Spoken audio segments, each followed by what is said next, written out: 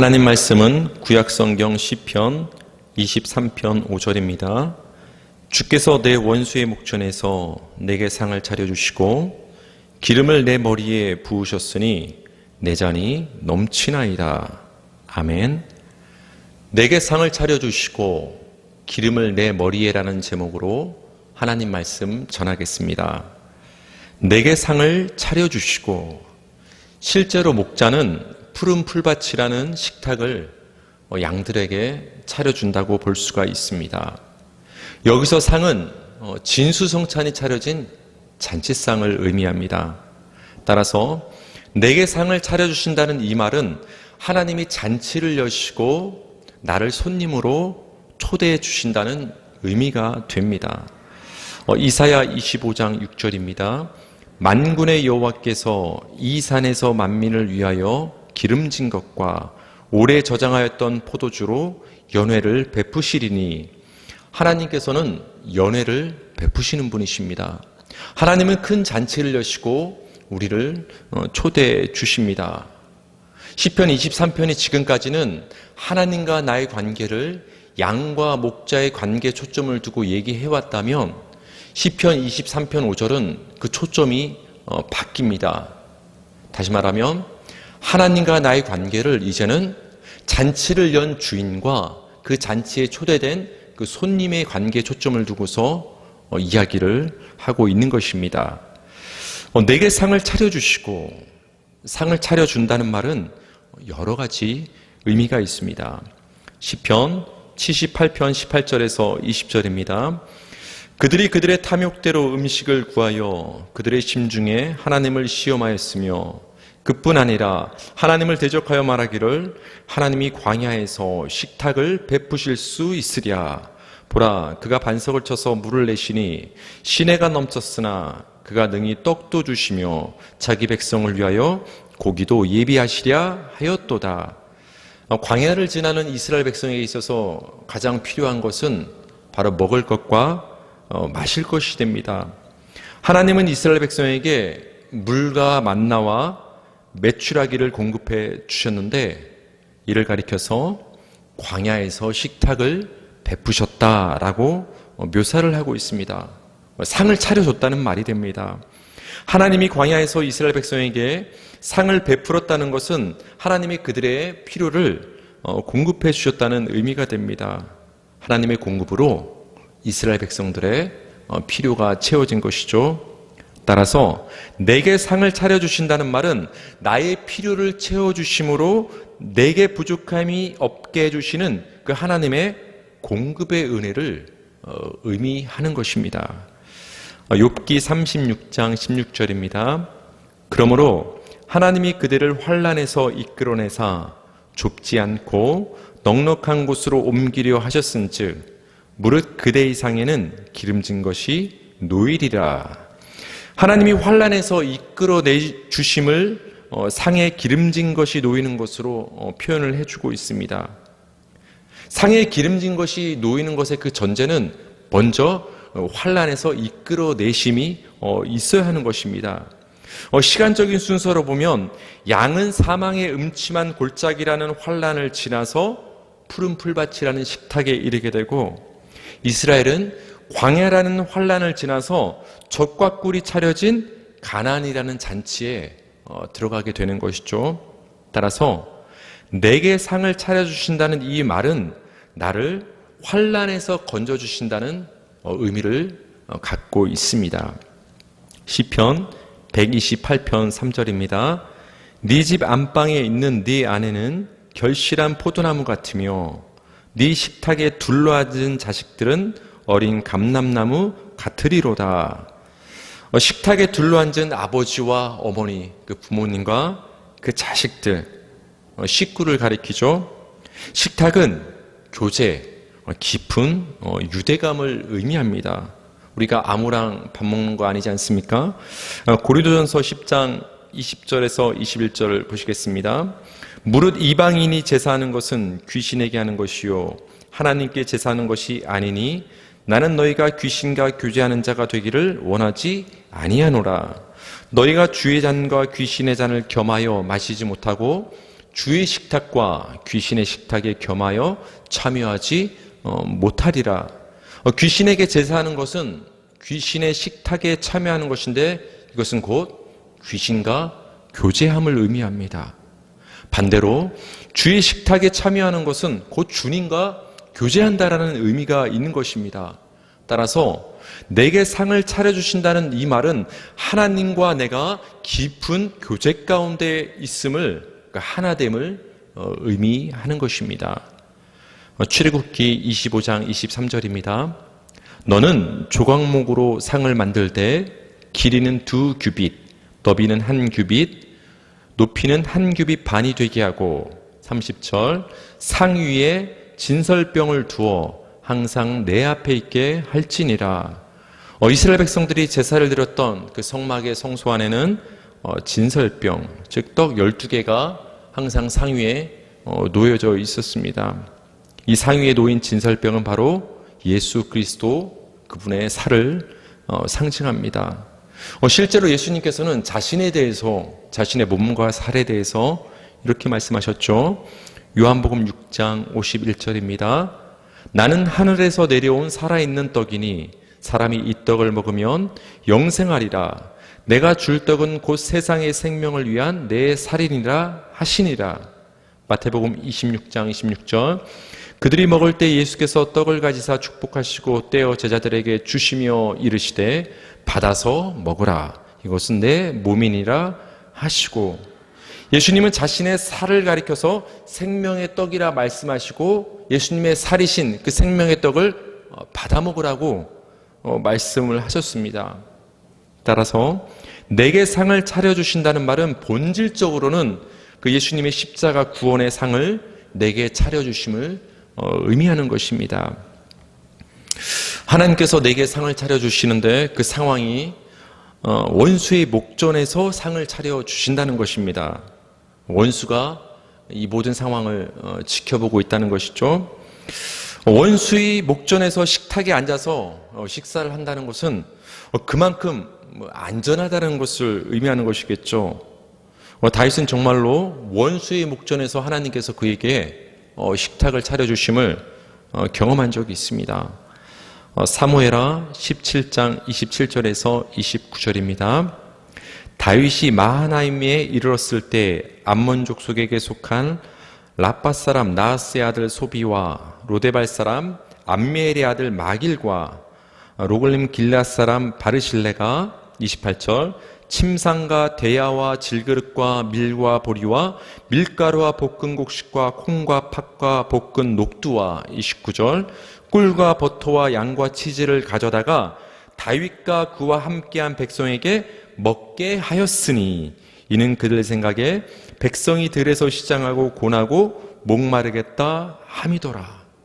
여러분, 지금 상황이 어떤 상황이냐면은 다윗이 그 아들 압살롬에게 죽음을 피하기 위해서 그 추격을 피해서 도망가던 상황이었습니다.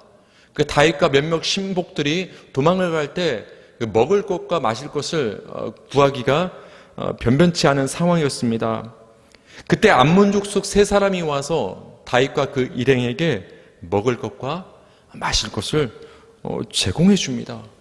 원수에게 쫓기는 상황 속에서 지금 다윗이 그 차려진 식탁을 경험하게 되는 것입니다.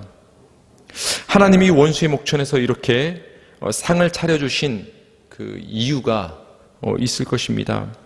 원수들은 하나님이 다윗과 함께 하시고 다윗을 구원하심을 보고 깨닫게 되었을 거예요. 아, 하나님은 정말로 살아계시는구나. 하나님은 능력이 많으신 분이시구나. 그 살아계시고 능력이 많으신 그 하나님께서 내가 헤아려는 저 다윗과 함께 하시고 그를 지켜주시는구나. 그를 구원해 주시는구나. 이 모든 것을 원수들은 목전에서 보게 되는 것입니다. 성경에는 하나님께서 구원을 행하실 때 누군가의 목전에서 행하신다는 표현이 굉장히 많이 나옵니다. 민수기 33장 3절입니다. 그들이 첫째 달 15째 날에 라암셋을 떠났으니 곧 6월절 다음 날이라. 이스라엘 자손이 애굽 모든 사람의 목전에서 큰 권능으로 나왔으니. 이스라엘 백성들이 애굽 사람의 목전에서 하나님의 큰 권능으로 출애굽을 했다고 말을 하고 있습니다. 이를 통해서 권능의 하나님이 이스라엘 백성과 함께 하시고 하나님이 그들을 선택하시고 그들을 출애굽해내시고 구원하신다라는 것을 애굽 사람들은 모두 보게 된다는 것입니다. 이 과정을 통해서 하나님 여호와의 이름과 그 영광이 드러나게 되는 것입니다. 그래서 시편 기자는 이렇게 말을 했죠. 시편 98편 2절입니다. 여호와께서 그의 구원을 알게 하시며 그의 공의를 문 나라의 목전에서 명백히 나타내셨도다. 하나님은 구원의 역사를 통해서 문 나라의 목전에 하나님의 공의와 하나님의 이름과 영광을 나타내기를 원하십니다. 정말로 하나님은 사탄이라는 원수의 목전에서 예수의 십자가를 통해서 우리에게 구원의 상을 차려주심으로 하나님의 능력과 이름을 나타내셨습니다. 이처럼 하나님은 원수의 목전에서 내게 상을 차려주심으로 하나님은 우리의 필요를 공급하는 분이심을, 우리를 환난에서 건져주시는 분이심을, 우리와 깊은 교제를 나누시는 분이심을, 우리에게 자기 아들까지 내어주시는 분이심을 드러내시는 것입니다. 기름을 내 머리에 부으셨으니, 실제로 목자는 그 양의 머리나 코에 방충 기름, 연고를 기름을 발라주기도 했다고 합니다. 파리가 양의 그 코에 알을 낳으면 양이 무척 스트레스를 받고 결과적으로 그 양이 그 새끼를 잘 돌볼 수 없고, 그렇게 되면 양이 잘 자랄 수 없게 되는 것이죠. 성경에서 기름은 여러 가지 용도로 사용이 되고 있습니다. 요리를 위한 재료로 사용되고, 기름 자체가 하나님께 제물로 드려지기도 했고, 상처 치료를 위한 어떤 재료, 연고로 사용되기도 했습니다. 또한 피부와 얼굴을 윤택하게 하는 어떤 미용으로도 사용되기도 했습니다. 그리고 우리가 잘 아는 바와 같이 기름은 왕과 제사장 임명을 위한 어떤 재료로도 사용이 되었습니다. 이처럼 기름에는 여러 가지 용도가 있지만 기름을 내 머리에 부으셨으니의 의미를 알기 위해서는 잔치를 연 주인과 손님의 관계에서 이 기름 붓는 행위를 우리가 살펴볼 필요가 있습니다. 고대 근동에서는 귀한 손님이 방문하면 식사를 하기 전에 손님의 머리나 발에 기름을 부었다고 합니다. 이런 관습이 잘 드러난 것이 그 예수님이 어떤 그 식사 초대를 받은 그 장면에서 나오는 것이죠. 마가복음 14장 3절입니다. 예수께서 베다니 나병 환자 시몬의 집에서 식사하실 때 한 여자가 매우 값진 향유 곧 순전한 나드 한 옥합을 가지고 와서 그 옥합을 깨뜨려 예수의 머리에 부으니. 예수님이 베다니 나병 환자 시몬의 집에서 식사하실 때 한 여자가 향유를 예수님의 머리에 부어드렸습니다. 이것은 어떤 의미입니까? 식사 초대를 받아서 손님으로 그 집을 방문한 그 예수님을 아주 존귀하게 받아들이고 접대한다는 그런 의미가 있습니다. 이때 사람들이 웅성거렸죠. 저렇게 값비싼 향유를 저렇게 머리에 부어서 낭비를 하느냐고 사람들은 판단을 했습니다. 이에 대해서 예수님은 이렇게 말씀하셨죠. 누가복음 7장 46절입니다. 너는 내 머리에 감람유도 붓지 아니하였을 때 그는 향유를 내 발에 부었느니라. 예수님은 시몬에게 너는 내 머리에 감람유도 붓지 않았다. 감람유는 올리브 오일을 가리키는데 어떻게 보면은 쉽게 구할 수 있는 싼 기름입니다. 그렇게 싼 기름조차도 예수님께 부어드리지 않았다는 것은 예수님을 그렇게 귀하게 손님으로 받아들이지 않았다는 말입니다. 그런데 이 여자는 그 감람유보다 훨씬 비싼 향유를 아낌없이 예수님께 부어드렸다는 것입니다. 예수님의 머리에. 어떤 의미입니까? 예수님을 그 세상 누구보다 가장 존귀한 손님으로 내 안에 빠져들인다는 그런 의미가 있는 것입니다. 따라서 하나님이 내 머리에 기름을 부으셨다는 것은 구원의 잔치를 여신 그 하나님께서 이 비천한 나를 초대해 주시고 나를 존귀한 손님으로 맞아주신다는 그런 축복의 의미가 있는 것입니다. 내 잔이 넘치나이다. 보통 포도주 잔을 가리키겠죠. 실제로 목자들이 양에게 물을 마시게 하기 위해서 잔을 가지고 있었다고 합니다. 때로는 추위를 이기기 위해서 그 물에 알코올을 조금 섞어서 양에게 먹이기도 했다고 합니다. 성경에서 잔은 여러 가지 의미가 있습니다. 하나님의 분노를 의미하기도 합니다. 하나님의 분노의 잔을 쏟는다. 또한 분깃을 의미하기도 합니다. 그런데 오늘 시편 23편 5절에서 이 잔은 어떤 의미가 있을까요? 하나님이 원수의 목전에서 차려주신 상이 근본적으로 구원의 상이라면 이 잔 또한 구원과 연관된다고 우리는 짐작할 수가 있겠죠. 시편 116편 13절입니다. 내가 구원의 잔을 들고 여호와의 이름을 부르며 구원의 잔. 잔은 구원을 의미합니다. 신약에서도 예수님은 구원의 잔에 대해서 이렇게 말씀하셨죠. 누가복음 22장 20절 저녁 먹은 후에도 그와 같이 하여 이르시되 이 잔은 내 피로 세운 새 언약이니 곧 너희를 위하여 붓는 것이라. 예수님은 자신의 피가 담긴 잔이 새 언약, 구원의 잔이라고 말씀을 해 주셨습니다. 내 잔이 넘치나이다. 넘친다는 말은 가득 찼다는 의미도 있지만 포화 상태, 그래서 넘쳐 흐른다는 의미가 있습니다. 한마디로 충분하다는 것입니다. 풍성하다는 것입니다. 부족함이 없다는 의미가 있습니다. 나를 향한 그 하나님의 구원의 잔이 부족함이 없이 넘쳐 흐른다는 것은 내 죄가 아무리 많고 내가 큰 죄인이라 할지라도 이런 큰 죄인인 나를 구원하시기에 그 하나님의 구원의 능력은 부족함이, 그 은혜는 부족함이 없다는 말이 되는 것입니다.